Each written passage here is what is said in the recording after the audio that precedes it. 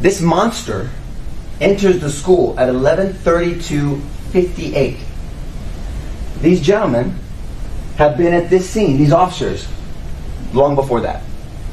On the west side, not the south side. With a long rifle, not a handgun. With cover, because their car's there in a formation. So you're going to hear, Saucedo shows up at the time he does, literally seconds after Mendoza. Mendoza thinks he's taking fire, but there's no evidence that Ron was shot that way. Zero evidence. They're not even going to try to assess that. Claim that. But still, Mendoza thinks, and he talks about, he describes it. He's getting behind the car, he's trying to get behind the engine block. Saucedo drives up and blocks him so he can cover his cover officer. Which I understand that, if it was really happening. Saucedo gets out with a rifle. Coronado shows up. Sarge, can I shoot? No response, turns back, and they acknowledge he went into the building. There's an acknowledgement from these officers that he went into the building. But they didn't go to the building. And we're not trying to say blame them also. I'm just saying this is fluid. They think because of all these bailouts. Can I just tell you, we think the evidence is going to show, we know it's going to show, because the officers were thinking this. This is not Adrian, this is them right now. Mendoza, Saucedo, and Coronado. They couldn't even wrap their head around the fact that this potential could be a school shooting. They thought that this person with a gun was trying to get away from officers and was going to cross through the school to go out the east side of the building. That's what they thought. That's what you're going to hear them say.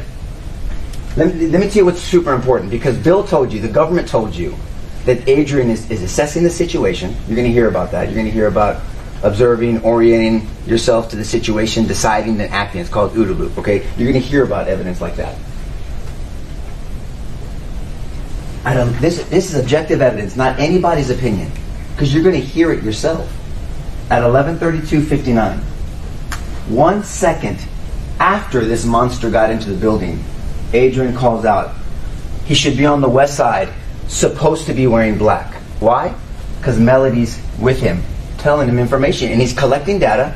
He's heard shots, he doesn't know where that's coming from.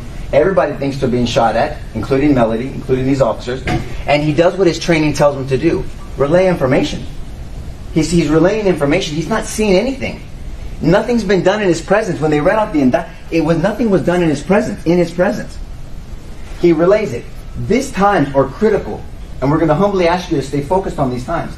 He's reporting as he's receiving information. Note what's going on where he believes he should be, near the teacher parking lot. He's already in the building.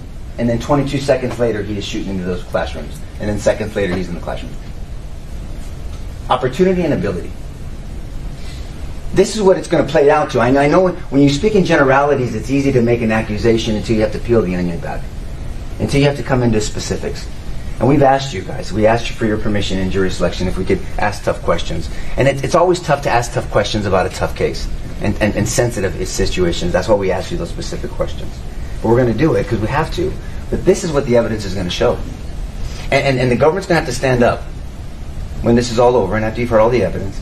And they're going to have to they're going to have to say, we want you to hold the man responsible that as he walks into this fluid situation, drives into this fluid, goes to the danger, drives into the storm, because he thinks that he's going to this person, this suspect, with a gun. He doesn't stick back and create a perimeter, with all respect to these officers. He goes in. He thinks and then he realizes it's the coach. At the time, he didn't know that.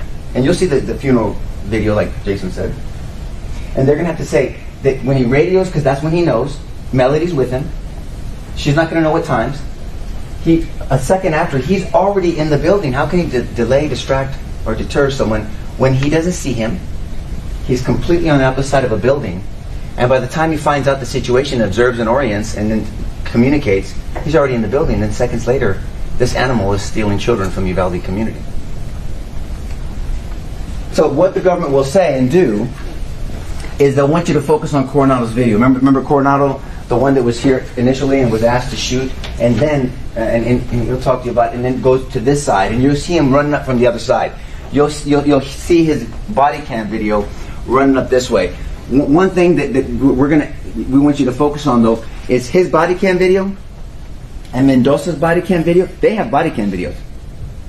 They both, interestingly, start at 11:35:10.